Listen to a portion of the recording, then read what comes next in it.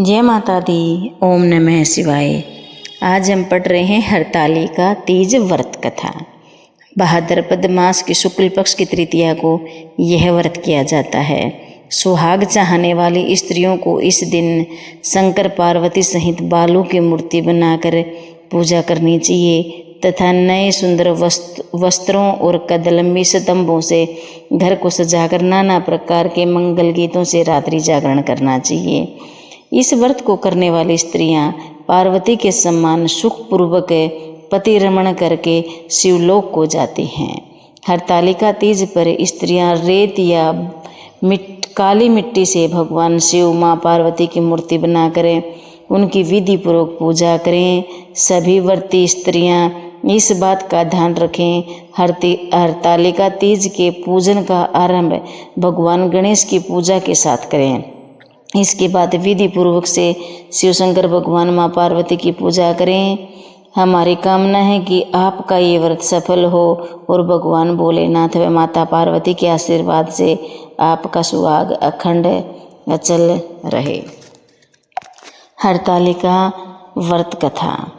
शंकर ने पार्वती को कहा कि एक बार तुमने हिमालय पर्वत पर जाकर गंगा किनारे मुझको पति रूप में पाने के लिए कठिन तपस्या प्रारंभ की थी। इसी घोर तपस्या के समय नारद जी हिमालय के पास गए और कहा कि विष्णु भगवान आपकी कन्या के साथ विवाह करना चाहते हैं। नारद की बनावटी बातों को तुम्हारे पिता ने स्वीकार कर लिया। फिर नारद जी विष्णु के पास गए और कहा कि आपका विवाह हिमालय ने पार्वती के साथ करने का निश्चय किया है, आप इसकी स्वीकृति दें। नारद जी के जाने के पश्चात पिता हिमालय ने तुम्हें भगवान विष्णु के साथ निश्चित किया गया विवाह संबंध बतलाया।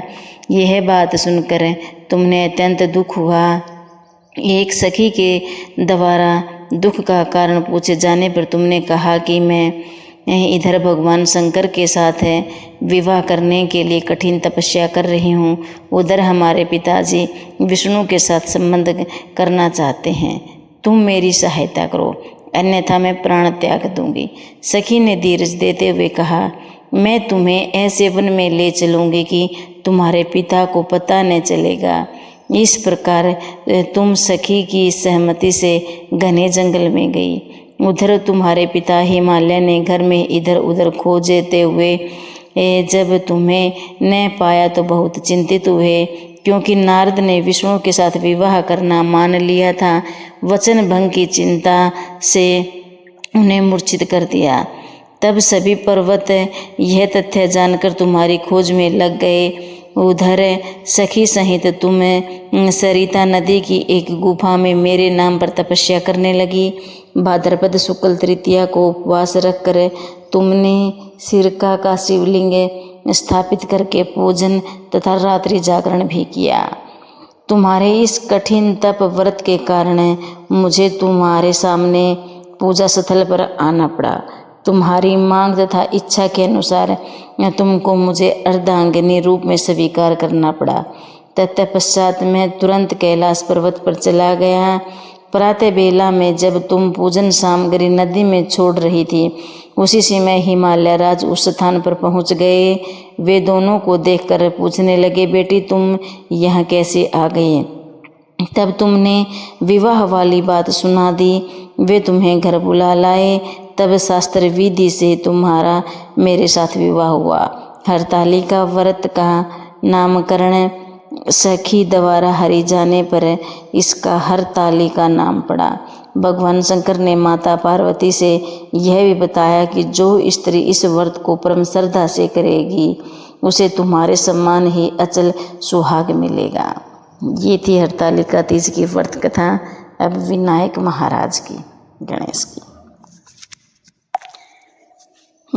एक विनायक महाराज थे। चुटकी में चावल कुल्डी में दूध लिए फिर रहे थे, कोई मेरी खीर बना दे, कोई मेरी खीर बना दे, कोई ना बनावे। जरा से दूध चावल की कैसे खीर बने। एक बुढ़िया बोली, बेटी ला बेटा मैं बना दूंगी। बुढ़िया बाहर जाने लगी तो बोले, कहाँ जा रही हो? बेटा बर्तन मांग कर ले आऊं। बोले देख तेरे घर में अंदर देख, दूध का ढोकना भरा है, चावल की परात भरी है, चूल्हा जला के खीर बनाई। खीर निकलने लगी, बहू ने कटोरा भर के किवाड़ के पीछे विनायक बाबा का छीटा लगा के खा ली। जब सारी खीर बन कर गई तब बुढ़िया बोली, आ बेटा जीम ले। मैंने तो खा ली। कब खाई? जब तेरी बहू ने खाई। बुढ़िया बोली, बहू तूने खीर झूठी कर दी? हाँ माँ जी, खीर निकल रही थी, मैंने कटोरा भर के विनायक का छीटा लगा के खा ली। विनायक से बुढ़िया बोली, अब क्या करूं? गणेश जी बोले, खीर बांट। बुढ़िया खीर बांटने लगी तो दुनिया नीचा चर्चा करने लगी कि कल तो बुढ़िया भूखी मरती थी और आज खीर बांट रही है। झोपड़ी को लात मारी, महल बन गया, खूब धन हो गया। जैसे विनायक बाबा ने बुढ़िया पर ठूठा वैसे सब पर टूटे, कहते सुनते हुकारा भरते। वीडियो अच्छी लगी हो तो चैनल को लाइक और सब्सक्राइब करें।